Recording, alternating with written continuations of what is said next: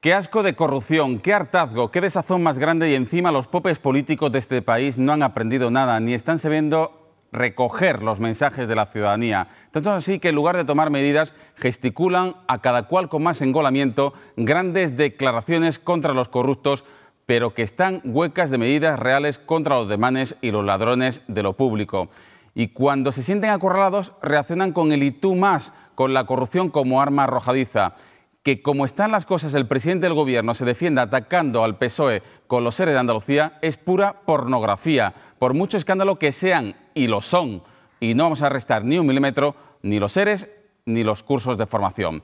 Y en este mismo terreno enfangado, como un fiel discípulo, el presidente del PP andaluz, Juan Manuel Moreno Bonilla, afirmando que la corrupción está ya en las puertas de los despachos de la presidenta andaluza. Mientras Susana Díaz les petaba esta mañana: ya no basta con pedir perdón ni ofrecer pactos, sino aprobar medidas. Seguro que estas palabras, en cualquier caso, llenas de sentido común, caerán en saco roto por tacticismo político de unos y de otros. Así las cosas, que nadie se sorprenda el lunes cuando los grandes partidos PP y PSOE, y como víctima colateral Izquierda Unida, reciban el zurriagazo que se veía venir. Sobre este y otros asuntos de actualidad hablamos en unos instantes con el vicepresidente de la Junta de Andalucía, con Diego Valderas, naturalmente con todos ustedes y por Andalucía.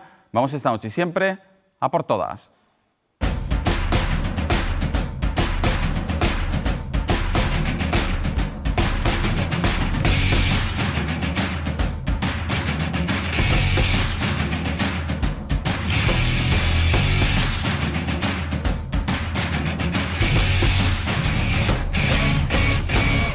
Buenas noches, andaluces. El presidente del Gobierno ofrece primero pactos contra la corrupción, pero al ser acusado por el líder del PSOE, Pedro Sánchez, de estar asediado por los casos de corrupción, encendía el ventilador y empleaba el y tú más, recordando el caso de los seres en Andalucía. Usted ha dicho que hay que ser firme y contundente contra la corrupción. Yo estoy de acuerdo, hay que ser firme y contundente. Pero mire, de todas las personas del Partido Popular que están en los juzgados o afectados por este asunto, ninguna está ya en nuestro partido. ¿Le ha dicho usted a los expresidentes del Partido Socialista que se vayan? Y en el caso de los seres, ¿qué ocurre? ¿No le deja a Susana Díaz que tome medidas o es que no las quiere tomar? Rajoy, por cierto, que olvidaba a Ángel Acebes, que sigue en el Partido Popular. Pues para la presidenta andaluza Susana Díaz, esta mañana, en un desayuno conferencia de Europa Press, espetaba precisamente a Mariano Rajoy que ya no caben ni pactos ni perdón, sino adoptar medidas como ella ha ordenado en Andalucía contra la corrupción. Creo que la gente ya no cree en la palabra de los políticos. La gente ya no cree en la palabra de los políticos. Ya no basta pedir perdón. Ya no basta hablar de pactos. Porque eso le suena a la gente como una manera de querer, no de querer combatir la corrupción, sino de querer escurrir el bulto de nuestras propias responsabilidades. Lo que necesita la gente son hechos. Combatir la corrupción en todos los frentes. Y eso significa combatirla cueste lo que cueste. Refuta los deseos de la presidenta andaluza, líder de la oposición en nuestra comunidad, el presidente del PP andaluz, Juan Manuel Moreno Bonilla, quien en Televisión Española sostenía esta mañana que la corrupción ha llegado ya a la puerta de Susana Díaz. Pues la verdad que nos ensucia muchísimo el hecho de que algunos señores pues hagan lo que están haciendo, ¿no? Y eso te entristece y te encabrona, ¿eh? Te lo digo con absoluta sinceridad. Estamos ante un problema de Estado, o sea, por darle la máxima categoría institucional que le podemos dar, es un problema de Estado, un problema que nos tenemos que tomar muy en serio y colocarlo como una de las prioridades. Y por eso es importante que los partidos, los grandes partidos políticos, lleguemos a un acuerdo de Estado, ¿no? Más cosas de la conferencia de Susana Díaz en Madrid, que había levantado gran expectación porque la presidenta andaluza dijo días atrás que hay cosas que comparte con el secretario general del PSOE, Pedro Sánchez, pero otras no. Preguntada al respecto, aseguraba que ella no va a sustituir a Sánchez. Yo lo he dicho también con sinceridad y no pasa nada. Soy la presidenta de Andalucía y no voy a renunciar a dar mi opinión nunca. Y no comparto todas las decisiones, él lo sabe, pero eso no es incompatible con el apoyo, el cariño, la ayuda y la entrega para que este barco llegue al puerto que tiene que llegar. ¿Pero qué decisiones no ha compartido? Bueno, lo he dicho con claridad, sobre todo en el tema de la comunicación. Creo que tampoco es algo que haya pasado desapercibido. Y duras críticas de Díaz a Podemos, que exhibe, según critica, un gran cesarismo, aunque venden ser muy participativos. Yo comprendo que le suene bien la música. Ahora, lo que animo es a que leamos la letra. Que leamos la letra y que alguien me diga que eso es posible en una sociedad como la nuestra sin que provoque una quiebra del sistema financiero, una quiebra del país y lo que vendría a continuación, que no se produjera el mantenimiento de los servicios públicos, que es la garantía de la igualdad y el colchón social al que todos tenemos derecho. Susana Díaz ha anunciado que asumirá la iniciativa de la creación de empleo y planteará un gran plan para luchar contra el paro tanto al Gobierno central como a la Unión Europea. Los militares norteamericanos que participan en la misión para combatir el ébola en África pasarán un periodo obligatorio de cuarentena antes de aterrizar en las bases andaluzas de Rota y Morón, que no serán zonas ni de descanso ni de evacuación. España en ningún caso, ya le adelanto, será zona de evacuación ni de descanso de tropas que hayan permanecido en la zona. En definitiva, máximo compromiso en la lucha contra el ébola, máximas garantías a través de protocolos de estricto cumplimiento, a los cuales, por cierto, se unen los protocolos de los Estados Unidos, que, como comprenderá su señoría, se ocupan y muy mucho de sus Fuerzas Armadas. Una medida que ha tranquilizado al consejero de la Presidencia, que se reunía con el ministro. Tranquilidad que trasladaremos también, lógicamente, a la ciudadanía y, sobre todo, a las comunidades cercanas a la base, a los alcaldes, a los comités de empresa y a la ciudadanía en general, porque lógicamente eso significa pues que ese primer control es muy claro, muy clave, muy importante y da garantías, ¿no? Y les ha costado, pero al fin los 5 alcaldes diputados del Partido Popular formalizan entre hoy y mañana la renuncia a su escaño en el Parlamento andaluz para cumplir la ley electoral andaluza según la sentencia del Tribunal Constitucional. El primero en hacerlo ha sido esta mañana el alcalde de Sevilla, Juan Ignacio Zoido. Le seguirán, entre otras, Dolores López Gavarro, la secretaria general que deja huérfano precisamente a la cúpula del PP en la Cámara Autonómica. La única que seguirá como diputada será Esperanza Oña, quien dejará la alcaldía de Fuengirola. Y ya por último sepan que Andalucía es la comunidad que más inversiones portuarias recibirá en 2015 de los presupuestos generales del Estado. Casi 240 millones de euros para los 7 puertos de la comunidad, según ha afirmado hoy en Sevilla el presidente de Puertos del Estado. Los puertos andaluces son una parte muy importante del sistema portuario de interés general del Estado, son prácticamente el 27% de los tráficos de todo el sistema. Tenemos algunos puertos andaluces con dificultades económicas, como es Cádiz, como es Málaga, como es Almería, como es Motril, pero estamos en fase de saneamiento y es previsible que en el año 15 todos los puertos andaluces de interés general del Estado, todos los puertos del Estado en Andalucía tengan beneficios. El Gobierno central, que parece contraatacar así ante el ninguneo al puerto de Algeciras, que sigue siendo el gran olvidado al destinar tan solo 50 millones de euros a la conexión ferroviaria Algeciras-Boadilla para enlazarla al corredor central y del Mediterráneo. Son los asuntos fundamentales que abordaremos en la tertulia a partir de las 12 de la noche en compañía de Lola Tortosa, de Olga Granado, de Rosa Yacer y de Javier Aroca. Los 4 se incorporarán en unos minutos a la entrevista que comenzamos en estos momentos con el vicepresidente de la Junta de Andalucía, Diego Valdera. Buenas noches. Hola, muy buenas noches. Y muchísimas gracias por acompañarnos aquí en el plató de A por Todas.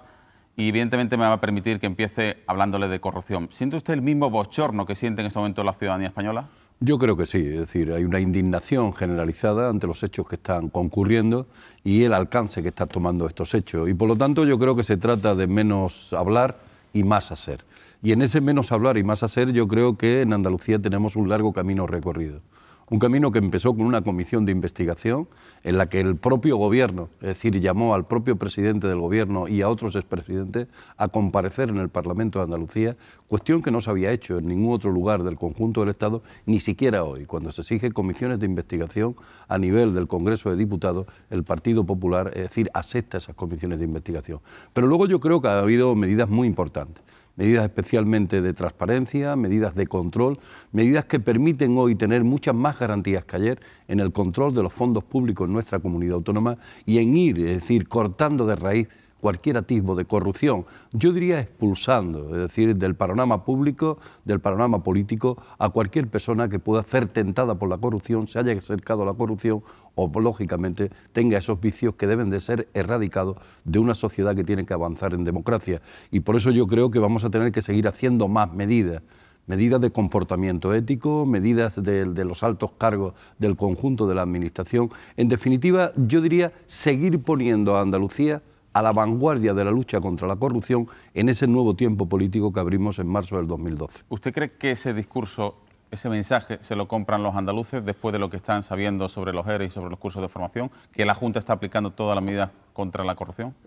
Yo creo que los andaluces saben que hubo un antes y un después. Y ha habido a partir de marzo del 2012 un gobierno en la Comunidad Autónoma de Andalucía, conformado por el Partido Socialista y el Partido Popular, el Partido de Izquierda Unida, que no tiene absolutamente nada que ver con hechos que concurrieron, es decir, de entre los años 2000 a 2010. Y en ese sentido pues están los temas de los expedientes de regulación de empleo y están los temas de formación. Pero este gobierno, con su presidenta y este vicepresidente al frente, ha dicho claramente implacable frente a la corrupción, alcance a quien alcance, caiga quien caiga, y colaborando estrechamente con la justicia. La justicia ha pedido ahora todos los elementos de las actas de los consejillos de los últimos 10 años, prácticamente desde el 2000 en adelante. ¿Y qué ha hecho el gobierno de la Junta de Andalucía? Entregarlas inmediatamente, pero algo también que no ha hecho ningún otro gobierno en el contexto nacional, que es que publicitarlas para que esas actas las conozcan todo el conjunto de los ciudadanos y ciudadanas de nuestra comunidad. Por lo tanto, un hecho de transparencia sin precedentes, que permite, lógicamente, seguir incidiendo en esa voluntad de ser implacable frente a la corrupción, de tener transparencia y de hacer claramente una mayor cercanía de los ciudadanos con su gobierno y del gobierno con los ciudadanos. Yo creo que estamos convencidos de que en una nueva democracia hay que mandar obedeciendo a la ciudadanía. Hemos escuchado en los últimos días a muchos dirigentes del Partido Popular, encabezados por el presidente del Gobierno y presidente del Partido Popular, el señor Mariano Rajoy, pidiendo perdón a la ciudadanía.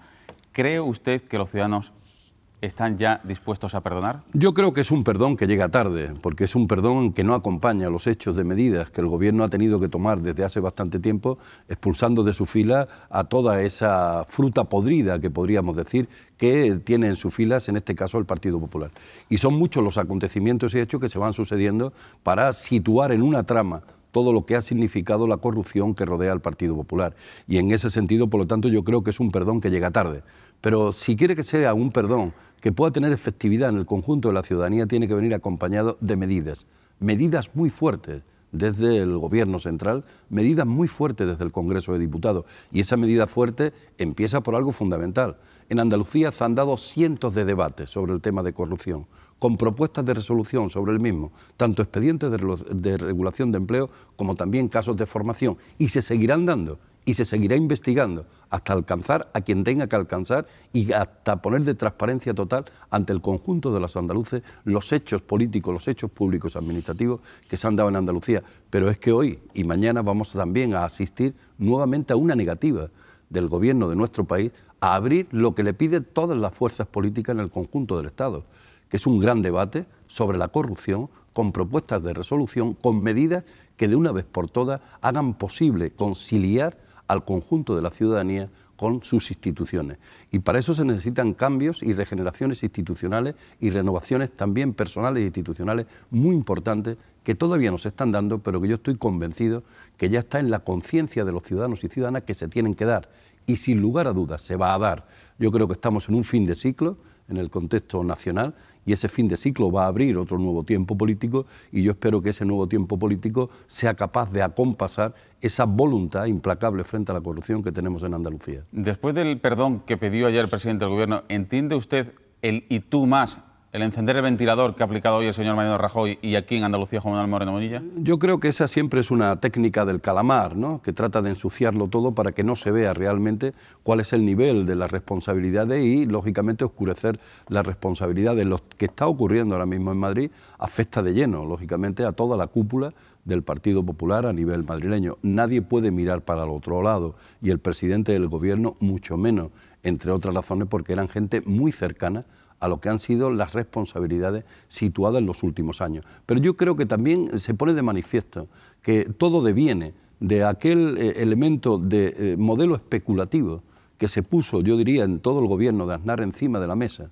sobre todo con lo que representaba el urbanismo, lo que representaba la construcción, lo que representaba efectivamente una serie de prácticas que ahora han emergido. Decía Cayo Lara hoy en una entrevista, y yo lo comparto, que está emergiendo aquello que efectivamente se ha situado prácticamente en los últimos 10 o 15 años, porque efectivamente desde hace unos cuantos años lo que hay es una lucha frontal contra esta situación, pero ahora hay que aclararlo todo y hay que hacerlo florecer todo, ya digo, caiga quien caiga y alcance a quien alcance.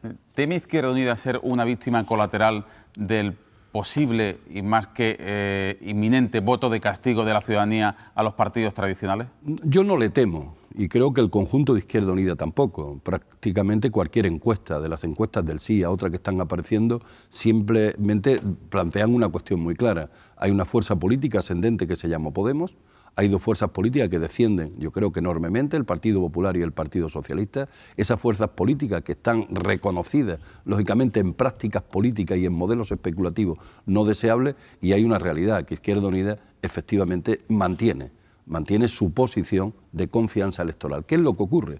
Que sí es cierto que había un crecimiento determinado en el conjunto de Andalucía y del Estado que permitía prever un crecimiento importante de Izquierda Unida. Ese crecimiento importante ya tuvo su primera expresión en las europeas, saltando de 1 a 6, y yo tengo que reconocer que hay ahora mismo un cierto estancamiento en función de la irrupción de Podemos. Pero yo creo que las cuestiones se tienen que ir asentando. Izquierda Unida es una fuerza política con identidad propia, con perfil propio. Es una fuerza política que tiene un programa y tiene un proyecto de país y un proyecto de Andalucía. Y en ese proyecto de país, en ese proyecto de Andalucía, nosotros tenemos claro de que todavía está encima de la mesa elementos importantes de lucha de clases, elementos importantes de dignidad, elementos importantes de recuperación de la democracia. Y por eso nosotros estamos convencidos, es decir, que el espacio político que nosotros ocupamos es el del espacio de la izquierda y especialmente el de la izquierda alternativa. Ese no es el espacio de Podemos. Yo creo que Podemos es una fuerza política que por su propio discurso, por su propio programa, por sus propios líderes, empiezan a pretender ocupar un espacio que yo creo que se mueve entre el centro-derecha, centro-izquierda, hacia la parte donde aparece Izquierda Unida como una fuerza política que se plantea hacer alternativa al sistema, plantea un modelo totalmente diferente de democracia, una democracia más cercana, una democracia más participada.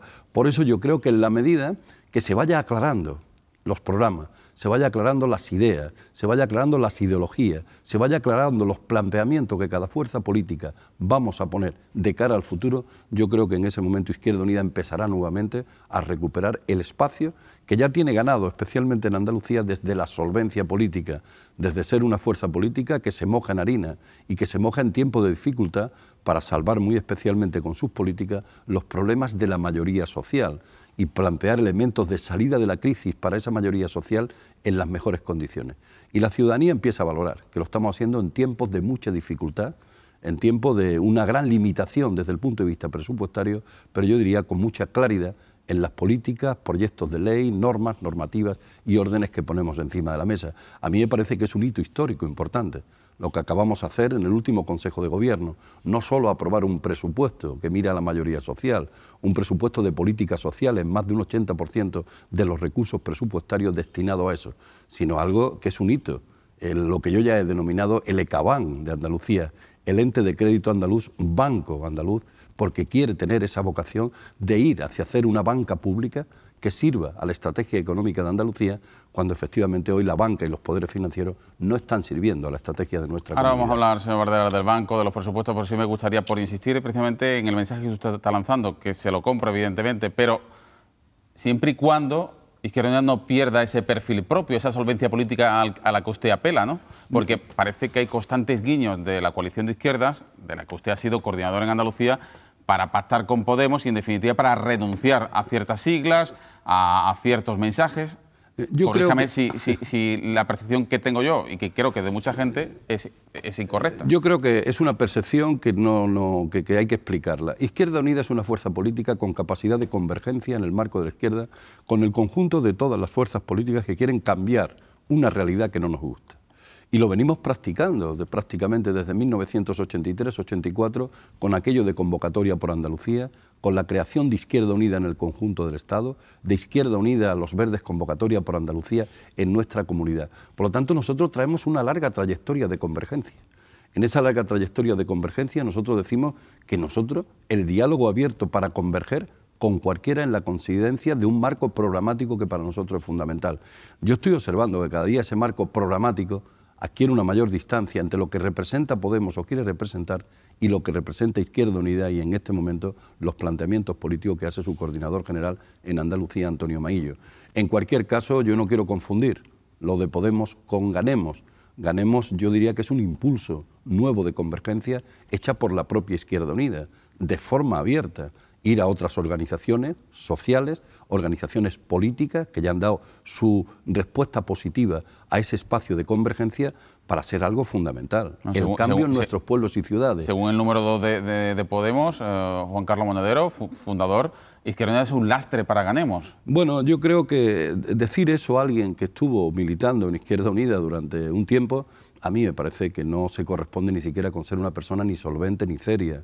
Yo siempre he visto que las personas, cuando son serias, son solventes y son coherentes, nunca ataca el espacio donde estuvo, ¿no? Y en ese sentido a mí no me ha resultado agradable escuchar eso del señor Monedero, entre otras razones porque efectivamente su espacio político que representa hoy en su discurso político, cuando se escarba un poco, se queda mucho más atrás en el campo de la izquierda que lo que hace Izquierda Unida. Por eso yo creo que es importante que Izquierda Unida sea capaz de defender su identidad. La identidad de ser una fuerza política alternativa, que quiere cambiar este sistema, que no le gusta el modelo de Estado, que quiere más democracia, más participación y en ese sentido quiere tejerse con el conjunto de una sociedad que está indignada.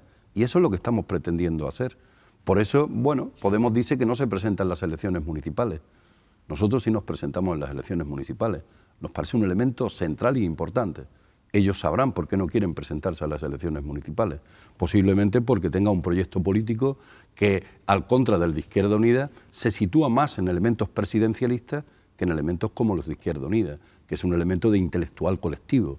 Y en este sentido, efectivamente, yo creo que marcamos mucho la diferencia entre Izquierda Unida y lo que representa Podemos, con todos nuestros respetos. En cualquier caso, lo hemos dicho y lo mantenemos.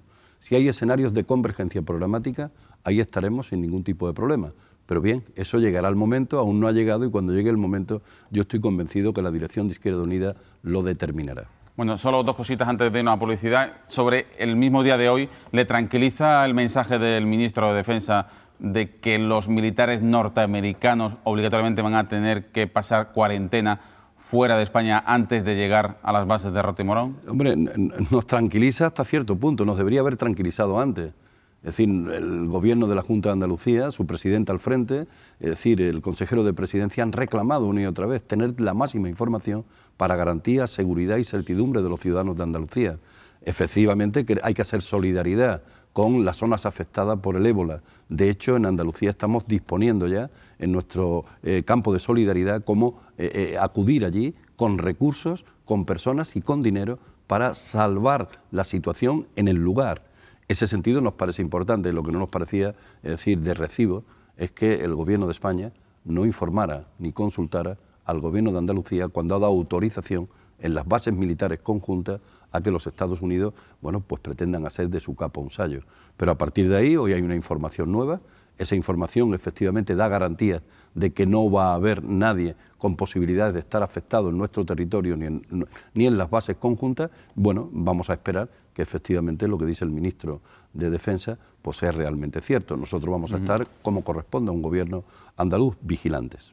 ¿Satisfecho con el presupuesto de la Junta para 2015, el anteproyecto de ley, y sobre todo con ese elemento vinculante que ustedes tanto han peleado de ente de crédito público andaluz? Bueno, muy satisfecho. Yo creo que este es, para mí, lo decía el otro día Antonio Maillo, este es el mejor presupuesto de los tres que el Gobierno actual ha hecho. Este es un presupuesto hecho en el mayor nivel de dificultad, pero también con el mayor nivel de apuesta a la política social. Cuando se pone educación, salud y dependencia por delante de todo lo demás, se gasta el 80% del presupuesto en políticas sociales, se plantea mantener, es decir, recuperar el derecho de los funcionarios, se plantea mantener la inversión, incluso crecerla en el fondo de cooperación que va a los municipios. Yo creo que se está planteando un presupuesto, yo diría, muy social, muy avanzado, en el mayor nivel de dificultad. ¿Y cuál es la dificultad? Un gobierno que los ciudadanos y ciudadanas tienen que saber que cuando hemos hecho las cuentas de qué se nos ha retirado, qué se nos ha quitado, es decir, qué le debe España a Andalucía, las cuentas van ya casi por 8.000 millones de euros. ¿Qué se hubiera podido hacer desde el Gobierno de la Junta de Andalucía con esos 8.000 millones de euros que no ha llegado a nuestra comunidad autónoma porque hay un modelo de financiación injusto y porque los presupuestos generales del Estado han sido injustos en los 3 últimos años y discriminatorios con nuestra comunidad? Señor Bardera, me va a permitir que hagamos un inciso, tenemos que ir a una publicidad y a la vuelta, pues su respuesta, su exposición sobre el ente de crédito público andaluz. Lo dicho, 4 minutos y volvemos aquí en A por Todas.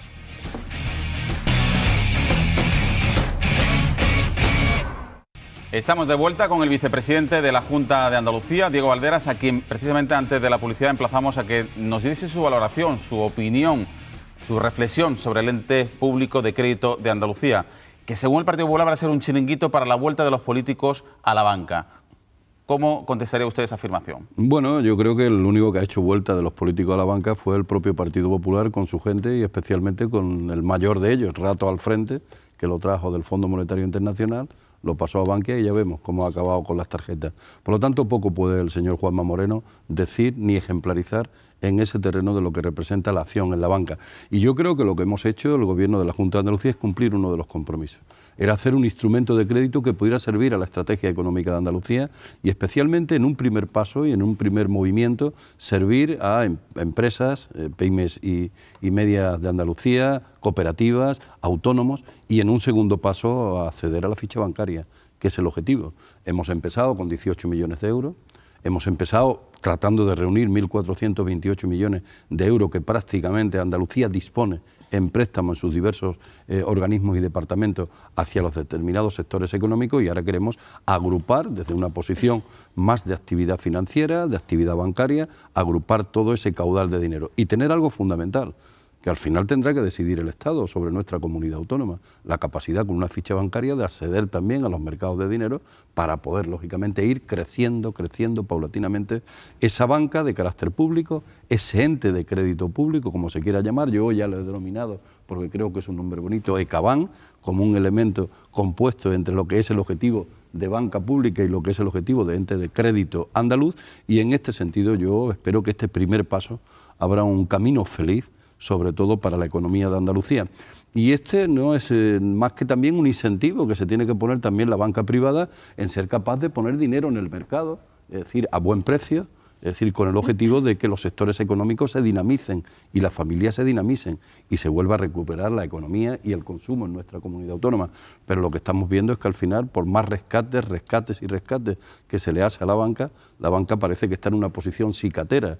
Solo quiere ganar sin arriesgar absolutamente nada y sin ayudar a ninguno de los territorios, especialmente al andaluz, donde todavía no se ve esa ayuda, y digo por parte de ninguna entidad bancaria, ni aquellas que han ofrecido algunos pasos pequeños, cuando lo que necesita Andalucía es bastante más de los pasos dados. Pues sobre ECABAN, tal y como usted bautiza el nuevo ente público de crédito de Andalucía y sobre otras cuestiones de actualidad, en definitiva sobre lo que quieran, preguntan. Javier Aroca, buenas noches. Buenas noches. Rosa Yacer, bienvenida. Buenas noches. Igualmente, buenas noches, Juan Granado. Hola, y hoy damos especialmente la bienvenida a una persona, una periodista de reconocida solvencia que se estrena aquí en A por Todas, Lola Tortosa, periodista del Grupo Vocento. Especialmente ustedes pueden seguirla en los periódicos del Grupo Vocento, en el Diario Sur de Málaga, en el Ideal de Granada. Buenas noches y bienvenida. Buenas noches, Fernando. Bueno, pues todo vuestro, el vicepresidente de la Junta. Sí, señor Valderas, han aprobado el anteproyecto, consiguió Izquierda Unida que fuera a la vez que el proyecto de ley de presupuestos, que parecía que era algo más que una coincidencia, ¿no?, que se pretendía, ¿no? A mí me gustaría saber, dado que estamos en anteproyecto de ley, todo el plazo de tramitación que tiene hasta que sea ley, luego el plazo que hay una vez que se solicita la ficha bancaria, según el Real Decreto hay entre 6 meses pero hasta 1 año para que decida el Ministerio previo informe del Banco de España. Parece ser que es casi imposible que esté esta legislatura. Bueno, yo diría que es posible. Yo soy de los que dije hace ya bastante tiempo que esta legislatura tenía nombre de mayo del 2016. Y bueno, creo que después de aprobarse el presupuesto, de aprobarse este último proyecto de ley, que es el de la entidad de crédito pública, el de la banca pública, hay una realidad. Prácticamente yo diría que esta legislatura va a ayudar hasta ese mayo, abril del 2016. ¿Esto qué significa? Que tenemos tiempo más que suficiente. El primer tiempo, es el tema junio del 2015. Yo diría que en junio del 2015 este anteproyecto estará resuelto o debe estar resuelto por el Parlamento de Andalucía. A partir de ahí podrá tardar 6 meses o 1 mes. Si el señor Montoro quiere y el señor Rajoy quiere y no se oponen... O 1 año. Bien, efectivamente, pero yo me voy a inclinar más por 1 mes. Y en ese inclinarme por 1 mes, pues efectivamente yo creo que en septiembre del año que viene, si todo va bien y el Gobierno de España no se opone nuevamente a los intereses de Andalucía, tendremos esa entidad de crédito público con ficha bancaria. Y a partir de ahí es construir Es decir, si yo le tuviera que decir a alguien que mañana tenemos los recursos suficientes para atender todas las necesidades de los andaluces y las andaluzas, me estaría equivocando. Yo no me quiero equivocar, ni nadie en Izquierda Unida se equivoca. Es decir, sabemos que empezamos, es decir, a cubrir un camino necesario y que era un acuerdo del Consejo del Gobierno. Pero, vicepresidente, primero se tiene que aprobar la ley, y la ley tiene un procedimiento en el Parlamento que no suele ser corto, suele ser también largo. Hay un descanso en el Parlamento en enero, que hasta febrero no empiezan las sesiones de nuevo, y usted dice que ya en septiembre ya se va a tener hasta la ficha bancaria. A mí me da la impresión de que se cuenta un poquito el cuento de la lechera. No, yo y con todo mi respeto. Si me permite, no lo he dicho así. Lo que he dicho ante la pregunta que se me hacía, que podía durar a partir de que el proyecto de ley esté aprobado por el Parlamento, pues prácticamente, según la normativa, pues un periodo superior a los 6 meses o cercano a los 6 meses. Yo he dicho que puede ser 6 meses o puede ser el primer mes. Lo que sí tengo claro es que el proyecto tiene que estar aprobado antes de finalizar el próximo periodo de sesiones, que va de febrero a junio, a veces hasta julio. Antes de llegar a ese julio, tiene que estar el proyecto aprobado por el Parlamento. Y eso significa que el Gobierno tiene que correr, que el Consejo Consultivo tiene que dictaminar, que tiene que volver nuevamente al Consejo de Gobierno para el Consejo de Gobierno remitirlo al Parlamento.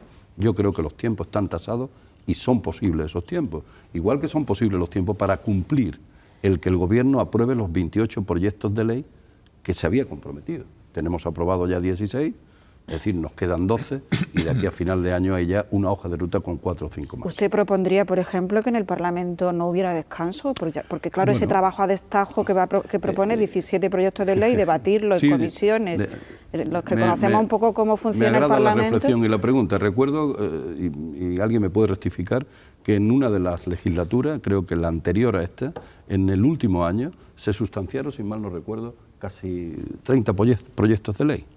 Yo me he dado cuenta, y si tuviera otra vez la oportunidad de gobernar, las leyes todas el primer año. ¿Por qué? Porque una ley tarda tanto como construir, como hacer un hijo. Y ese construir y hacer un hijo te lleva prácticamente a un año para construir una ley, entre que la empieza el Departamento, la coge el Consejo de Gobierno y termina en el Parlamento. Pues muy bien, si tuviéramos otro periodo de gestión de los intereses de Andalucía, todas las leyes el primer año, para que no ocurra eso que... Pero no me contesta usted la pregunta. Si usted cree que no debería haber descanso en el Parlamento... No, claro, pero a eso es lo que quería, a eso es lo que iba. Lo que iba es que ha habido periodos, es decir, periodos de anteriores en la legislatura, donde cuando ha habido que trabajar en julio se ha trabajado, incluso recuerdo periodos que se ha trabajado en enero. Incluso en esta legislatura ha habido algún que otro debate, es decir, en enero, a petición del propio Gobierno. Por lo tanto, espacios y posibilidades tenemos.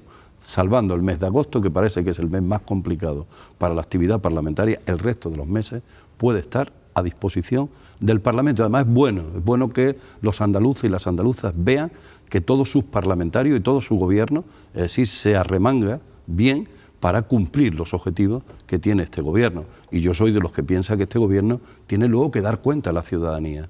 Yo ya estoy dando cuenta a los ciudadanos y ciudadanas. Llevo 10 reuniones en el conjunto de toda Andalucía rindiendo cuenta de los 2 años, no solo de mi departamento, sino también de otros departamentos por ese ejercicio de transversalidad que tiene la vicepresidencia.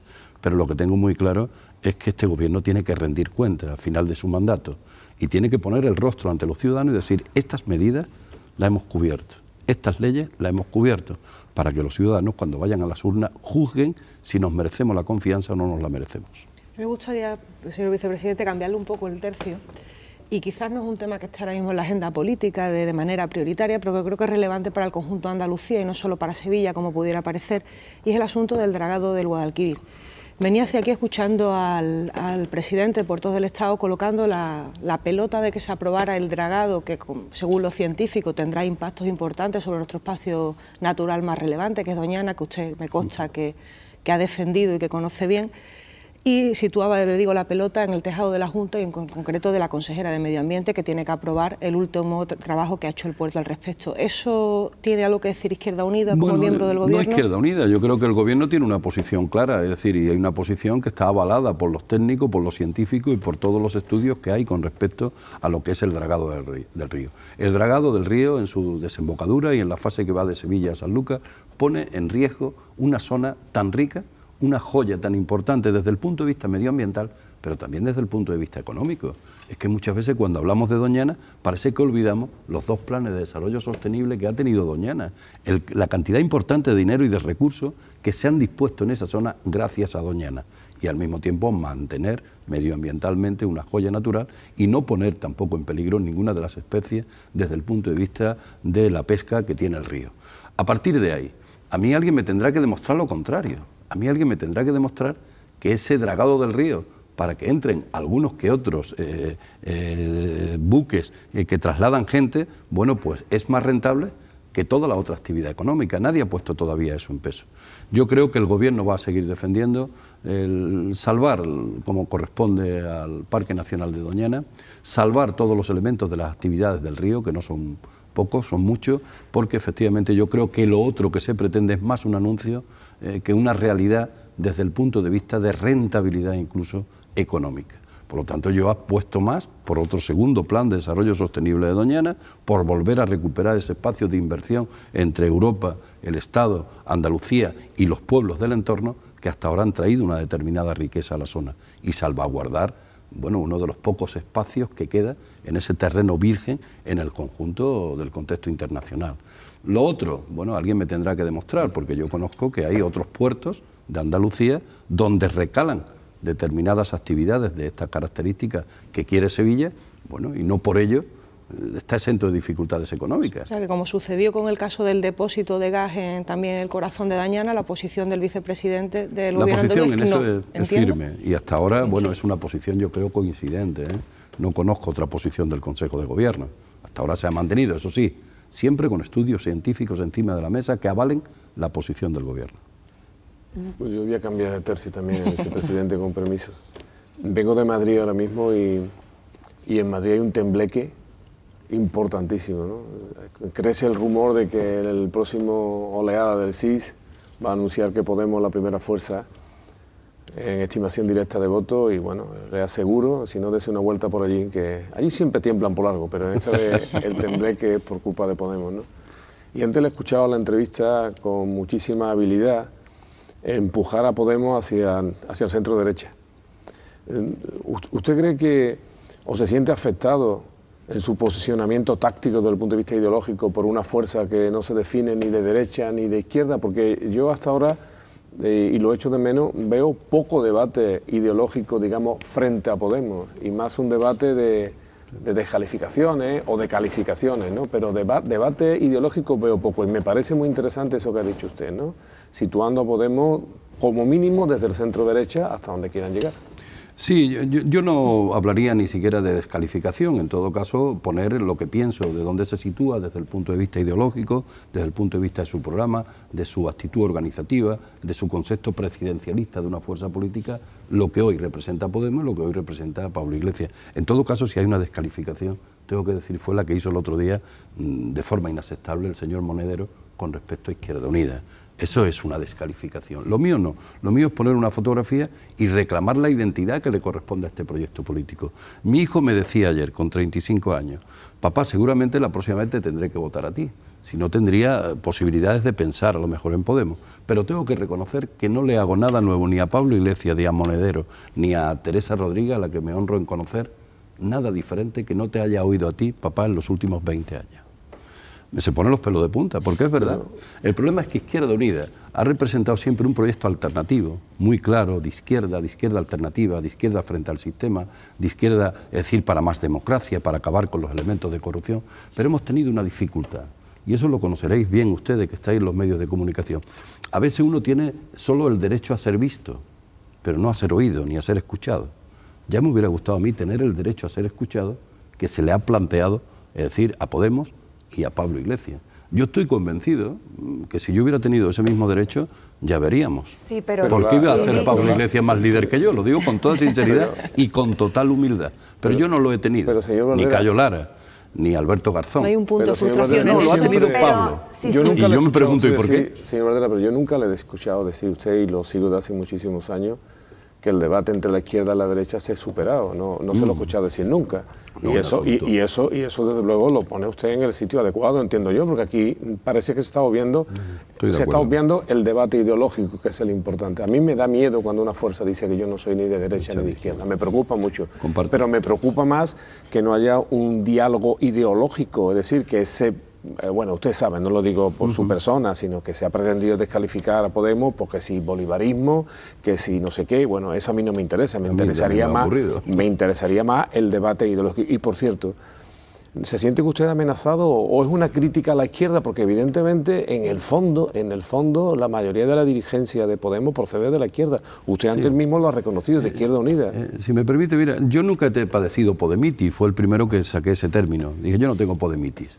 No tengo podemitis porque tengo seguridad en mi identidad política, en mi proyecto político, en mi coherencia, en la solvencia de lo que hemos hecho, en la solvencia de lo que estamos haciendo.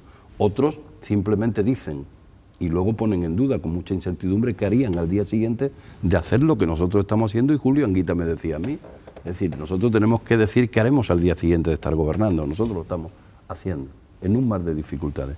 Y nosotros decimos claramente que sigue habiendo una lucha de clases entre la derecha y la izquierda, y que la derecha y la izquierda tienen dos modelos de sociedad, dos modelos económicos, dos modelos de democracia, y muchas de las cuestiones que hoy la propia sociedad reclama. Lo que sí es cierto es que la sociedad tiene una indignación tan enorme con lo que ha representado eso que se llama, o denomina Podemos y denomina Pablo Iglesias, la casta, representada, yo no diría por todos los que conforman el Partido Socialista y el Partido Popular, pero es verdad que ahí ha habido una determinada gente que han hecho lo que han hecho y que han dado la imagen de lo que han dado la imagen. Lo único que pasa es que yo creo que habrá que diferenciar también otra cuestión entre la casta, es decir, y los hombres públicos de casta, que se han dedicado a entregarse al conjunto de la ciudadanía desde la honradez. Entonces, en ese sentido, yo creo que efectivamente hay un marco muy distante entre lo que hoy está haciendo el proyecto programático, el proyecto organizativo, el proyecto de mensaje, de discurso, el proyecto de a dónde se quiere llegar. ¿Usted no se ve pactando con ellos? Bueno, no digo eso. Bueno, nosotros hemos dicho... Ese panorama que está usted describiendo no es para pactar con ellos. No, cuidado. Uno pacta sobre programas. Uno pacta sobre programas, y si el programa de Podemos y el programa de Izquierda Unida tiene un marco de coincidencia, pasará como ha pasado en Andalucía en estos últimos 2 años. Ha habido un cambio ahí, ¿no? Ha habido un cambio ahí de estrategia, perdona. Ha habido un cambio de estrategia al hilo de lo que ha dicho Javier. Es decir, Izquierda Unida al principio se le veía cierto entreguismo, ¿no? A Podemos y como diciendo, bien, esta es una fuerza de izquierdas que viene nueva, vamos nosotros a estar con ellos en y la tal. Medida pero ahora parece que estáis un poco replegando. No, en la medida que Podemos ha ido haciendo mayor de edad, ha tenido que ir situando dónde quiere estar y a quién quiere dirigirse. Y por eso se sitúa, como decía Aroca, lo de arriba y lo de abajo. Y se sitúa desde una posición transversal. Y ya no vale la izquierda y la derecha porque se sitúa que primero hay que superar, es decir, otros escenarios. Y se dice, y luego llegará eso de derecha e izquierda. Yo no creo en eso. Por eso he dicho antes que hay modelos diferentes en función de cómo piensa y cómo actúa la derecha, cómo piensa y cómo actúa la izquierda. Yo soy de los que piensa que un presupuesto puede ser de izquierda o derecha con €1. Depende de la orientación que le dé. Sí, y por lo tanto, sí, y termino en este tema. Y por lo tanto no es que se pueda estar a la defensiva, al contrario. Yo creo que Izquierda Unida está con su coordinador, tanto a nivel nacional como a nivel andaluz, al frente, hará la ofensiva. Y en ese estar a la ofensiva decimos, la convergencia a nosotros. ¿Quién nos va a dar a Izquierda Unida lecciones de convergencia? ¿Quién? Desde convocatoria por Andalucía en 1983, desde el tema de la OTAN y lo que conformó Izquierda Unida, desde lo que se conformó en Andalucía. ¿Quién? Es que ahora nos van a dar a nosotros lecciones de convergencia, y en esa convergencia abierta es donde Izquierda Unida ha dicho, aquí estamos, dispuestos a converger sobre base programática. ¿Y no con un poco de entreguismo? No, yo no creo en entreguismo. En algunos sitios. No lo creo. Lo único que pasa es quizás nosotros, en nuestro deseo de que la sociedad cambie para beneficio de la mayoría social, a veces nos llevan a dar pasos más rápidos, es decir, que la propia organización podemos aguantar. Y luego hay una cuestión que no hay que esconder. El fenómeno de Podemos está ahí. Es un fenómeno nuevo. Es un fenómeno que efectivamente lleva también a las nuevas generaciones a decir que está muy cansada de lo que está ocurriendo hoy en Madrid. Yo llamaba también hoy a Madrid, y esa inseguridad que tú has planteado, esa incertidumbre, esa desconfianza en Madrid, especialmente en Madrid, el centro de este país, se nota, se siente, se palpa, como si se estuviera cayendo. eso que entre comillas han denominado actuaciones del régimen, sí, como pero si estuvieran... A ustedes creo yo que independientemente de lo que ocurra en Madrid o a nivel nacional, en Andalucía tenemos una circunstancia que hace diferente cualquier relación con Podemos, porque aquí ustedes, que siempre han tenido el discurso de la alternativa, usted antes ha utilizado somos la alternativa, ya no son la alternativa, están en el gobierno, ellos copan ese espacio, toman ese discurso. Me gustaría ver cómo afronta eso. Y por otro lado, usted ha dicho antes, se ha remitido a las palabras de, o sea, lo que se había dicho Podemos, no somos ni de derecha ni de izquierda, pero al mismo tiempo ha dicho una cosa que me ha llamado la atención, ha dicho, mi hijo... ha dicho, esta gente lo escucho y dice las mismas cosas que tú me has dicho todos estos años. Usted es de izquierda, ¿no? Entonces, o Podemos es de izquierda o los ciudadanos no se están enterando bien de lo que es Podemos. No, posiblemente quizás en esa situación que he definido claramente en mi conversación con mi hijo lo que me decía, papá, no le escucho nada nuevo que cree la sociedad que está haciendo nuevo que no dijera Izquierda Unida. Eso es lo que me decía. Y eso es así. El problema es que eso que yo denomino la diferencia entre la capacidad de ser escuchado, un discurso político, y ser solo visto, también en lo que le ocurre a esta vicepresidencia. Pregunto a mucha gente, oye, te vi en la tele, yo pregunto, ¿qué dije? Pues no dijiste nada, porque en 30 segundos no se puede decir nada. Ahora, cuando se tiene tiempo para dirigirte a la sociedad, se tiene sociedad a la que dirigirte, yo ahí es donde quiero ver a mis dirigentes importantes como Cayo Lara, es decir, como Alberto Garzón, como Antonio Maillo, porque yo estoy convencido que tienen un discurso de mayor profundidad que el que hoy pueda darnos ni Monedero ni Pablo Iglesias. ¿Qué han dicho? Han dicho, se ha abierto una ventana en el sistema. Y si se ha abierto esa ventana, aprovechémosla, entremos a costa de lo que sea y a costa incluso a renunciar a elementos que yo tengo que reconocer y me enorgullezco de ello, que Izquierda Unida nunca ha renunciado. Esas son las diferencias que hoy tenemos y ya veremos qué ocurre. Yo he dicho que, ¿cómo diría yo? El primer escenario de contacto con el electorado se llama las municipales. Y mi pregunta es, bueno, ¿por qué Podemos no va a las municipales? Pero mejor para ustedes, porque están con Ganemos. No, yo eso de mejor, es decir, yo sé lo que son unas municipales. Sé lo que es ese elemento de porosidad que tiene que tener la política, de contacto directo de los ciudadanos con la gente que quiere elegir.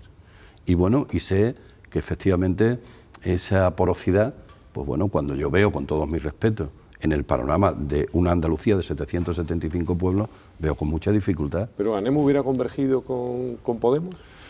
Bueno, porque yo sé que... Al principio se hablaba eso, señor vicepresidente. Sí, pero Ganemos va a converger especialmente en aquellos lugares donde coincidamos programáticamente, yo creo que con Izquierda Unida. Y hay trabajos muy interesantes que se está haciendo en Málaga, creo que hay un trabajo de abajo arriba, es decir, con sectores sociales, con organizaciones políticas en la que se encuentra también Izquierda Unida.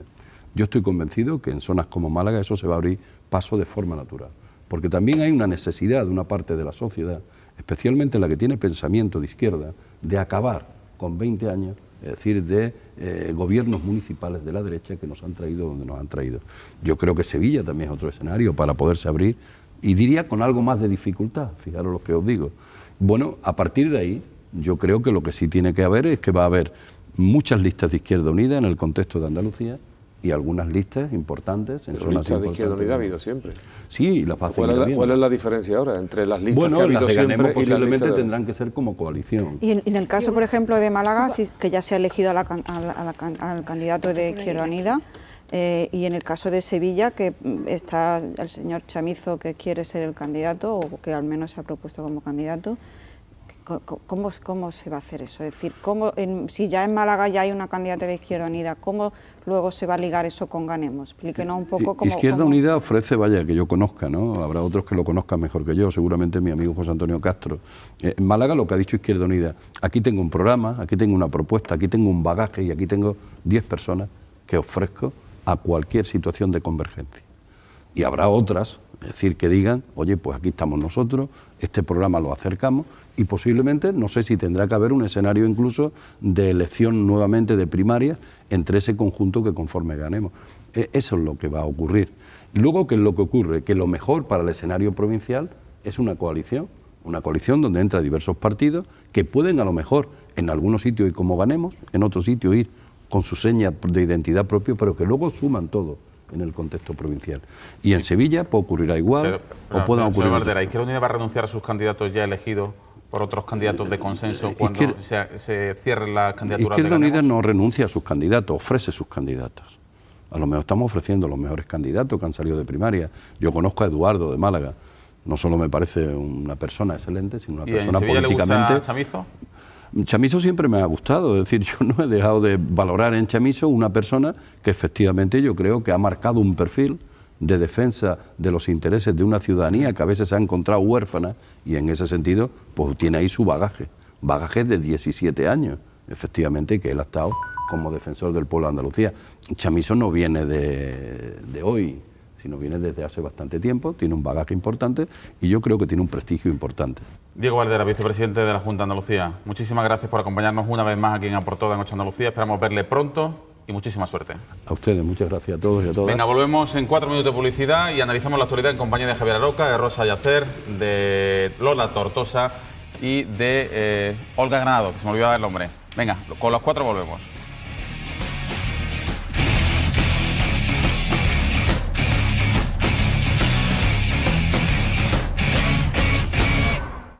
Estamos de vuelta en A por Todas en compañía de Javier Aroca, de Olga Granado, de Rosa Yacer y de Lola Tortosa para hablar precisamente de los asuntos de actualidad y sin lugar a dudas, en primer lugar, la corrupción. Menudo espectáculo nos están dando los partidos políticos, especialmente los tradicionales en Madrid y sobre todo el presidente del Gobierno, quien ayer pedía perdón a los españoles por los casos de corrupción. Le ha durado poco. Hoy ha aplicado el ventilador, asediado por los casos de corrupción y preguntado precisamente por el líder de la oposición, el socialista Pedro Sánchez.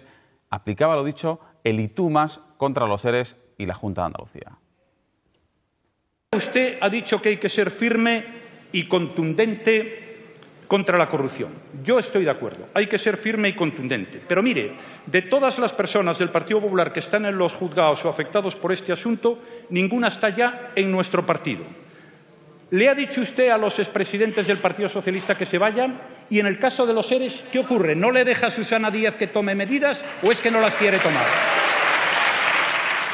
También en Madrid estaba el líder del PP andaluz, Juan Manuel Moreno Bonilla, el líder de la oposición, quien encendía el ventilador para, precisamente, acusar a Susana Díaz de que la corrupción ya ha llegado a su puerta. A mí me llama mucho la atención que el señor Sánchez no baje a Andalucía a poner orden. Si realmente quiere ser creíble, la comunidad autónoma donde más irregularidades, más corrupción ha habido, desgraciadamente, ha sido en el entorno del gobierno socialista de la Junta de Andalucía. Casi al mismo tiempo, en un desayuno organizado por Europa Press, la presidenta de la Junta decía que ya no vale pedir perdón, ya no vale hablar de pactos, sino de tomar medidas como las que ella está tomando como presidenta de la Junta en nuestra comunidad. Creo que la gente ya no cree en la palabra de los políticos. La gente ya no cree en la palabra de los políticos. Ya no basta pedir perdón. Ya no basta hablar de pactos. Porque eso le suena a la gente como una manera de querer, no de querer combatir la corrupción, sino de querer escurrir el bulto de nuestras propias responsabilidades. Lo que necesita la gente son hechos. Combatir la corrupción en todos los frentes. Y eso significa combatirla cueste lo que cueste. Bueno, ¿a quién creemos? Venga, Javier Aroca. ¿A quién creemos de qué? ¿A quién creemos de qué? Eso es lo que digo. Bueno, pregunta clara. ¿Creéis que la sociedad española está ya dispuesta a perdonar? Yo no. Yo lo que visualizo es que la gente no está dispuesto a seguir aguantando en materia de lucha contra la corrupción el de y tú más. Ni interesa el debate parlamentario, que ha quedado en una institución prácticamente ahora mismo sin reputación, ni interesa tampoco la sastracanada que acaba de vertir en el debate público el señor Bonilla, que parece que no está dispuesto a gobernar nunca en Andalucía, porque claro, no se puede, así no va a vender nunca la burra. Porque claro, habla tan mal de Andalucía que no sé por qué quiere gobernar aquí. No. Eso no me interesa. Yo me alegro de más que la presidenta del Gobierno haya dicho en Madrid que los pactos ya no solucionan nada, porque yo lo que me temía, y espero que le hagan caso en su partido, es que al final apareciera en la foto el señor Sánchez y el señor Rajoy dándose la mano, y eso ya sí que no se lo cree nadie. O sea, ¿cómo se va a creer que van a acabar con la corrupción el señor Rajoy y el señor Sánchez dándose con la mano? Eso es imposible, es imposible. Lo mismo que no basta pedir perdón, como esto no es la confesión, esto no es el Vaticano.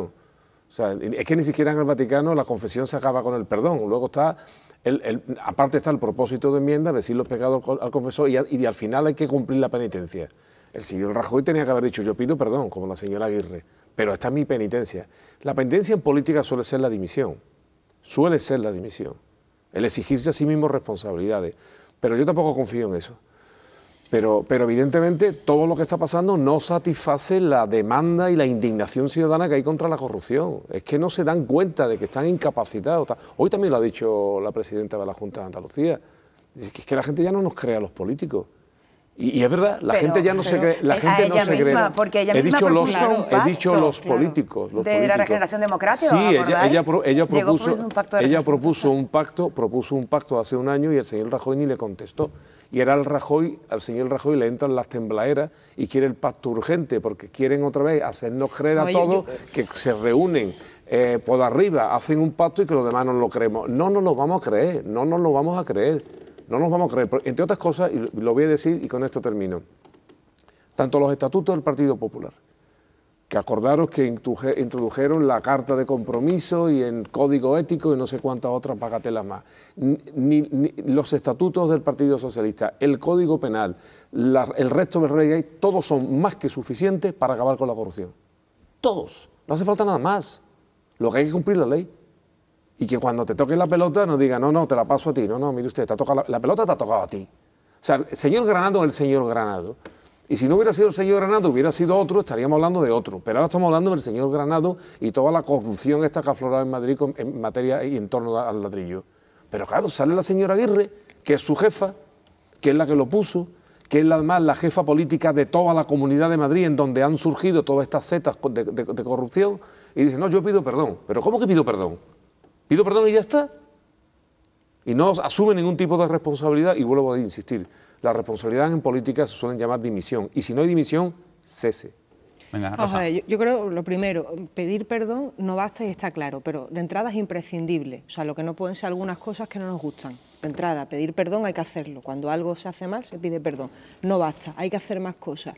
Y yo, siguiendo un poquito tu línea argumental, creo que una dimisión, ni siquiera una dimisión, arreglaría el problema en estos momentos. Creo que nos estamos dando cuenta que no es unas pequeñas cosas o unos chorizos o no. Unos hilillos. No, no son unos hilillos. Esto está metido a la médula del sistema. Y lamentablemente creo que ni siquiera el mensaje de Susana Díaz llega. Es decir, creo que ahora mismo el nivel de cabreo de la gente es tan grande que hablar de pacto, hablar de medidas, incrementa el cabreo, porque la desconfianza ciudadana es total. Y me parece que todo lo que no sea, lo voy a decir así, casi una refundación de los grandes partidos españoles, seria, formal, hecha, incluso se hablaba esta mañana, no en esa línea, pero lo insinuaba la editorial del País, incluso unas elecciones semiconstituyentes en España, ahora mismo, hoy. ¿Por qué semi? Yo creo que todo eso me parece que es un poco desproporcionado. Rosa. No, Lola, yo creo que... Déjame terminarlo un momentito, por favor, porque es que el tema no son 4 chorizos, es que a mí me gustaría de verdad pensar que son 4 chorizos, pero es que todos los lunes hay un chorizo nuevo. Es que el gobierno, en teoría, más exitoso económicamente de España solo tiene un señor limpio. Y ya veremos qué es lo que tarda, porque hoy había otro rumor que también ligaba a Aznar en cualquier otro, una cuestión Lola, ¿qué hacemos? Es decir, otro acuerdo, otro pacto, otra medida. Primero pongamos un poco de racionalidad en las cosas. Es decir, y yo voy a comprar una frase que ha dicho Susana Díaz, luego criticaré otras cosas que ha dicho, ¿no? Pero una frase que ha dicho y es, intentamos tirar piedras sobre nuestro propio tejado, tengamos cuidado, porque este sistema que tanto criticamos, ese sistema que tú quieres refundar, es el que está permitiendo, perdona, es el que está... Disculpa, Lola, yo no he dicho refundar el sistema, he dicho refundar los partidos. Bueno, para sobrevivir el partido... Ese es el sistema. No, cuando ese es el sistema. Si quieres refundar los partidos... No, si quieres refundar los partidos, ¿qué es? Es que no sé qué es refundar los partidos. Hombre, de entrada... Entonces, si tú quieres refundar el sistema, o por lo menos cambiar el sistema... No, yo no he dicho nada de refundar el sistema. Pero vamos, que creo que el sistema hay que cambiarlo y la Constitución hay que cambiarla desde, vamos, bien cambiada. Terminar la frase. Ese sistema es el que está permitiendo que esas personas que han cometido presuntamente delitos de corrupción estén detenidas, se les vaya a investigar y se les vaya a juzgar después. Y tenemos que aplaudir eso. Es verdad, nos damos golpe de pecho porque decimos, ¿cuánta gente hay corrupta? Vale, ¿es un problema solo de los partidos políticos? Yo recuerdo unas declaraciones del juez Miguel Ángel Torres, que fue el que investigó el caso el caso Malaya, y dijo una cosa que a mí me hizo reflexionar. Hay un problema de la sociedad también, es decir, hay un problema de que la corrupción está muy extendida de manera institucionalizada. Es decir, como que hay gente que todavía... Me niego a pensar eso, o sea, que ahora la sociedad española es la corrupta. No, yo no he dicho eso. La culpa de la sociedad, la culpa de la crisis que vivimos por encima de nuestras posibilidades. No he dicho eso, no he dicho eso, perdona. Cuando digo institucionalizada me he dicho que toca todos los palos de las instituciones, que toca absolutamente a todo. Sí, pero que no va solamente a los políticos, lo que los elegimos, tienen que ser los mejores de nosotros. Y yo lo que por eso nos sentimos así, Lola. Y yo lo que digo es que no generalicemos, y los periodistas tenemos una responsabilidad. Los corruptos tienen nombres y apellidos, no siglas políticas solo. Y no el calificativo de político solamente. Tiene nombres y apellidos. Entonces yo creo que la mejor manera de luchar contra la corrupción es luchar contra esas personas con nombres y apellidos que deben de ir a juicio y luego ser condenados si realmente han cometido un delito. Pero aquí no se puede meter a todo el mundo en el mismo saco. Y voy a sacar una frase. Me ha parecido muy mal las declaraciones del señor Rajoy. ¿Por qué? Porque ha hecho desde la tribuna del Congreso de los Diputados, ha señalado a dos personas, el señor Chávez y el señor Griñán, que no están imputados, Y les ha dicho, ¿usted por qué no pide la dimisión de esos dos señores? ¿Y por qué la va a pedir? ¿Por qué? No, lo del ¿Por qué la va a pedir? Ha sido un asunto de propósito. Entonces, pero esa falta de rigor de un presidente del gobierno, esa falta de rigor que yo creo que demuestra además y desvela el tembleque, como decía antes Javier, de la situación que está viviendo su partido posiblemente, pero es que no, porque los ciudadanos reciben ese mensaje equivocado. Sí, pero fíjate una cosa, Lola, el tembleque, los inicios de Susana Díaz, propone un pacto de regeneración democrática. No pide perdón, no sé si alguien en el gobierno de Andalucía ha llegado a pedir perdón en algún momento los anteriores presidentes por la corrupción. Ella hace algo parecido, dice que la abochorna. Sí pidieron perdón también. Pidieron perdón, bien. Ahora, no basta, ella pone en marcha una serie de medidas. Habrá que ver cómo va funcionando. Yo digo simplemente que cuando trasladan la imagen de que es lo mismo, no es solamente porque utilicen la estrategia esta de proponer las mismas herramientas para salir y el ciudadano ya no se las cree, sino que en el mismo discurso, igual que el y tú más lo saca hoy Rajoy, el otro día, la sesión de control, la primera que lo sacó fue Susana Díaz, cuando el señor Rojas le preguntaba por otro tema y le soltó con eso de ustedes estarán nerviosos porque la camada de Aznar está desfilando ahora por los juzgados. Entonces, eso forma parte del debate político. No es debate. Estamos hablando de que eso ensucia la política y de que precisamente... ¿Quién ve el debate del Parlamento? Lo vemos nosotros, los periodistas, los ciudadanos están todo el día con la televisión puesta viendo el debate en el Parlamento. Bueno, pero debería... Lo vemos nosotros. Yo creo que circuló ayer, que ya estoy intrigado. Ayer circuló en redes sociales un argumentario del PP que tengo que dar por válido porque es lo que ha pasado hoy. Hemos pedido perdón, superado, o sea, cruz, ¿no? O sea, que esto cuando corrige un examen. Lo siguiente, los ERE. O sea, lo siguiente, los ERE venían en ese argumentario. Si queréis os lo enseño luego. Lo ha dicho Juanma Moreno Bonilla y lo ha dicho el presidente del gobierno. Con lo cual no puedo... Lo dijo antes, y lo dijo un día antes la señora Aguirre, que parece que no es tan verso suelto en este tema. Efectivamente. Entonces, eran esas dos grandes ideas argumentales. Hemos pedido perdón, nos abochorna, estamos tomando las medidas, no hay ningún... Ya hemos echado a todos del partido, pero, lo mismo que ha dicho Rajoy. Por cierto, se ha olvidado de Ángela Cebe, ¿eh? Sí, yo estoy de acuerdo en algo que decías tú. Yo al menos cuando lo digo no lo hago con ese afán generalizador. Yo creo que la mayoría o una buena parte de la clase política, por llamarlo de alguna manera, de la dirigencia y de la gente que tiene respuestas y que tiene puestos institucionales son honestos. Pero es que en la redada que ha habido ahora, no solamente hay políticos. El problema, pero aparte de eso, aparte de eso. Pero aparte de eso, dejadme terminar, por favor, que aparte de eso, evidentemente para que haya corrupción no basta con que sea una actitud proactiva. Es decir, no basta con que haya políticos, claro, es que lo que pasa es que todos estamos señalando a los políticos y no nos damos cuenta que de los grandes fraudes económicos que se está cometiendo en este país, que parte del PIB español depende ahora mismo de cuestiones fraudulentas y de corrupciones. ¿Cuántas empresas que las tenemos por modelo de productividad y de eficacia resulta que la mayoría de los contratos lo han conseguido con sobornos? Los tenemos santificados ahí en el altar del IBEX 35 y muchos de ellos están consiguiendo contratos con soborno. Pero ese problema, yo lo que sí quiero decir, que lo mismo que no quiero yo caer en la generalización de la acusación de la corrupción, y mucho menos, y contra los propios fundamentos de la democracia, al mismo tiempo también digo que no achiquemos, una palabra que ha utilizado también hoy la señora presidenta de la Junta de Andalucía, que no achiquemos el espacio. Y los que tenemos responsabilidad en tertulia y estas cosas, no debemos ni achicarlo ni agrandarlo. Por ejemplo, diluyendo la responsabilidad. Es que todos somos responsables. No, mire usted, todos no somos responsables. Aquí hay gente que es muy responsable. O que viene el lobo. No, el lobo no viene. Y si viene el lobo se va a comer al corrupto. A mí no. Por tanto, oye, mano dura. Ahora, yo creo que darle altavoz a los portadores de los argumentarios es lo peor que podemos hacer. O sea, mire usted, déjeme usted de argumentarios, déjeme usted de sus corruptos y mis corruptos. Aquí hay una realidad que es la que rechaza la calle, y es que aquí se ha robado, nos han dicho que aquí hemos vivido por encima de nuestras posibilidades y es mentira. Aquí lo que han hecho algunos por encima de nuestras posibilidades es robar. Aquí se ha robado por encima de nuestras posibilidades, porque no había tanto que robar. Y se ha robado tanto que no hemos quedado sin dinero para otras cosas. Por ejemplo, se ha robado tanto en la banca que no hemos quedado, o se han quedado sin dinero para reactivar la economía, porque no dan crédito. Y no hables en pasado, Javier, no se han robado, No, se siguen robando, bueno, y se ha robado. Y se sigue robando, claro.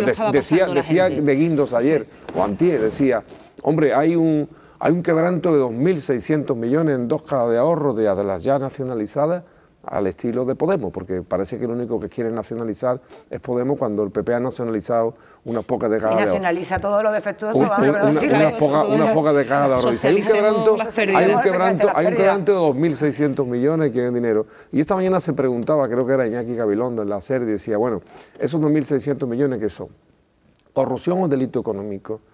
¿Y qué está esperando el FROP ya? ¿Y qué está esperando las autoridades económicas financieras de este país para señalarnos con el dedo a esa gente que hace este tipo de cosas? Y después, ¿cuánto va a tardar el sistema a meterlo en la cárcel? Porque te recuerdo que Jaume Matas está pagando nada por lo que está haciendo. Te recuerdo que Fabra está todavía en su casa. El problema de este país es que hay más gente en la cárcel por robar una tarjeta que gente en la cárcel por robar con tarjeta, que no es lo mismo. Habrá que cambiar las leyes, Javier. No, las leyes existen. Las leyes existen, pero lo que pasa es que luego los procesos son como son. El que tiene dinero para un buen abogado, pues lo tiene, y el que no lo tiene. Ahí tenemos el caso de Urdangarín y señora. Y después, bueno, hay presiones. La agencia tributaria en algunos momentos despliega una artillería que ya la quisiera para sí, el cardenal Cisneros. Y en otro sitio parece que lo que tiene son escopetas de plovillo. No y después llegan las sentencias blandas, algunas muy conocidas. Bueno, entonces, y después llegan los indultos. Perdón, Javier, ¿no creéis que sería necesario en este país convocar en nombre de lo común? Estamos demonizando los pactos. Pero ¿no creéis que sería necesario convocar un denominador común en la lucha contra la corrupción en estos momentos? Sí, yo lo he dicho al principio, cuando en la transición se llega a un acuerdo, hay un consenso de que hay que dotarnos de un marco que nos permita afrontar un proceso difícil. Yo creo que estamos ahora mismo en una crisis grave del sistema que requiere del acuerdo de todos, pero no con parche. Es decir, no con parche. Pero mira, Rosa, ¿quién controla las cuentas de los partidos? Estados Unidos ¿Quién controla las cuentas de los partidos? Pero vamos a ver. Fijaros lo fácil. En Estados Unidos, pero mira, Lola, no ha habido casos de corrupción en Estados Unidos, hasta un presidente pero claro que pero hay un sistema de impeachment. Hay un sistema de impeachment, es decir, de revocación del presidente. Aquí no lo hay. O sea, aunque quisiéramos, al presidente del gobierno no lo podemos revocar. Hay leyes que se puedan cambiar, pero a mí me parece exagerado eso de decir. Pero ¿cómo va a ser eso? Pero mira, la pregunta, responderme esa pregunta solamente. ¿Quién controla? Pero Lola, sí, vale, y está muy bien. Que fue maravillosa. Si tú quieres, te lo compro. La transición fue maravillosa. Pero la transición, porque además es contradictoria con la propia etimología de la palabra, no puede ser un concepto estático. Y la transición se ha convertido en el concepto estático. La transición ya se ha superado. Habría que hacer otra transición. ¿Y por qué no? Entrar en un momento constituyente. Yo le llamo reconstituyente, porque además nos debe de dar fuerza. Escuchamos a Olga y pasamos a otro tema. No, creo que debemos de ver, hay mucha gente de este país que se siente orgullosa de la transición. Es para sentirnos orgullosos, pero vivimos en esa nostalgia que yo creo que no nos conduce ya a nada. Ya hemos aprendido todos, los que no votamos la Constitución, hemos aprendido lo importante que fue la transición. Y cuando hablaba antes Rosa de la necesidad de cambiar el sistema, Insisto, no el sistema, de mejorar el sistema que tenemos desde los cimientos. Yo creo que en esa mejora del sistema, que a mí, por supuesto, me parece muy bien todo lo que se ha conseguido con este sistema de protección social. Por supuesto, me da miedo pensar en cambiar eso. Sí creo que hay que afrontar ya cuestiones como, por ejemplo, cambiar la Constitución. Y eso es parte de cambiar el sistema. Pero cambiar la Constitución no es cambiar el sistema. Bueno, pero nadie ha dicho nada de qué pena, Lola, Rosa, Olga, Javier, que no tengamos más tiempo para hablar de este asunto. Nos quedan tan solo 2 o 3 minutitos antes de dar paso a la columna de cierre. Sí me gustaría recabar vuestra opinión sobre un asunto también de especial trascendencia para Andalucía, porque hemos conocido hoy, por fin, ha habido en este caso transparencia, que los militares norteamericanos que están en África para combatir la propagación del ébola tendrán que pasar una cuarentena obligatoria antes de llegar a las bases de Rota y Morón. ¿Os tranquiliza el mensaje, la información que ha trasladado el ministro de Defensa, Pedro Morenés, al consejero de Presidencia, Manuel Jiménez Barrios, que a la Junta, por cierto, ha satisfecho? Venga, 30 segunditos cada uno. Bueno, lo fácil que hacerlo bien, es decir, hacerle bien las cosas. Es tan sencillo como si las bases están en Andalucía, hablar con el gobierno andaluz, llegar a un acuerdo con el gobierno americano y hacerlo público. Es tan sencillo como eso. Lo que es inaudito que hayamos pasado 2 semanas peleándonos por esta historia cuando todos estamos de acuerdo que es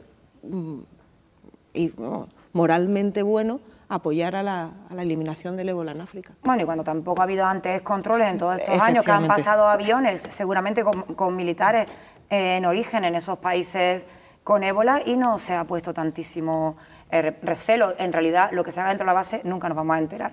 Yo creo que mejor, obviamente, que se haya dado una información que haya sido muy tarde, mejor que el gobierno de Andalucía esté enterado y que pueda participar en ese ámbito de solidaridad, pero a mí me parece que la información es todavía insuficiente, porque se han referido al tránsito de militares que han venido ad hoc a esta misión, pero ¿qué pasa con los militares que están establecidos en las 2 bases y que también están viajando frecuentemente a África? ¿Qué pasa? Es lo que yo decía. Lo decía Olga, no nos vamos a enterar. Lola.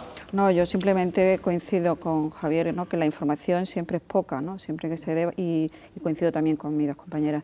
Pero de todas maneras el tema está ahí, es decir, el ébola es un problema grave y hay que atajarlo, y a mí me parece que hay que poner en valor que Estados Unidos sea un país que mande a sus soldados allí, es decir, tampoco vamos a... ¿Sabes para qué van los soldados? Se supone que para lo que vayan, no, si me parece positivo, pero yo pregunto, ¿para qué van los soldados? Para lo que vayan. Para proteger a los médicos.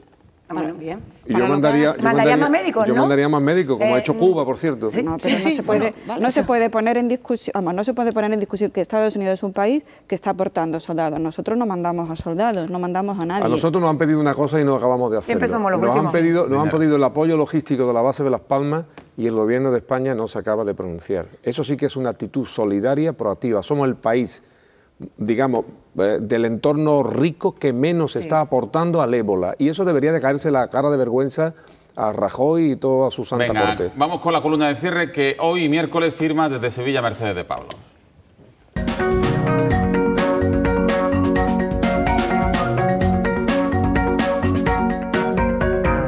Hola, buenas noches. En estos días, más que nunca, he entendido la expresión "esto es para salir corriendo".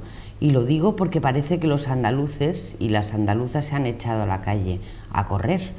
Con la que está cayendo parece que hemos decidido coger la velocidad de la luz. ¿Cuántas carreras se ha encontrado usted en la ciudad donde vive? En la mía, por ejemplo, llevamos unos meses en las que no hay domingo que no haya una carrera, todas por causas maravillosas. La carrera contra el cáncer, la carrera de la mujer, la carrera contra disminuciones psíquicas o físicas, la carrera por la paz. Es fantástico que nos echemos a la calle a correr, aunque a veces parece que nos haya saltado una especie de fantasma de la vigorexia y tengamos que llegar a una meta que nadie nos ha trazado. Y le digo lo de las carreras porque me llama la atención que el alcalde de Valladolid, ese señor que temía encontrarse con hermosísimas mujeres en un ascensor por si le acusaban, por supuesto falsamente, de acoso sexual, ese señor ha dicho que tiene que organizar las carreras en la ciudad, que le cuestan mucho dinero al ayuntamiento toda esa gente con dorseles en la espalda echadas en la calle corriendo. Es cierto que los ayuntamientos tienen que pagar para que las vallas estén en su sitio y es cierto que nos ha entrado un poquito de cosa compulsiva con las carreras, pero nos imaginamos que si en vez de correr, como nos está pasando, estuviéramos haciendo lo que ocurrió en los años 60 y para protestar recurriéramos a la sentada. Yo les tengo que confesar que soy más partidaria de sentarme que de salir corriendo. En cualquier caso, en las dos situaciones estamos tomando la calle y hay ediles a los que le molesta que los ciudadanos consideren que la calle es suya. Que lo corran ustedes bien y buenas noches. La firma de Mercedes de Pablo, Javier Aroca, Olga Granado, Rosa Yacer, Lola Tortosa, a los cuatro y especialmente a ti, Lola, por tu estreno. Muchísimas gracias por acompañarnos. Gracias a vosotros. Esperamos veros pronto. Volveremos mañana con un debate político entre representantes del Partido Popular, del Partido Socialista de Izquierda Unida y en esta ocasión del Partido Andalucista. Y como siempre iremos a por todas.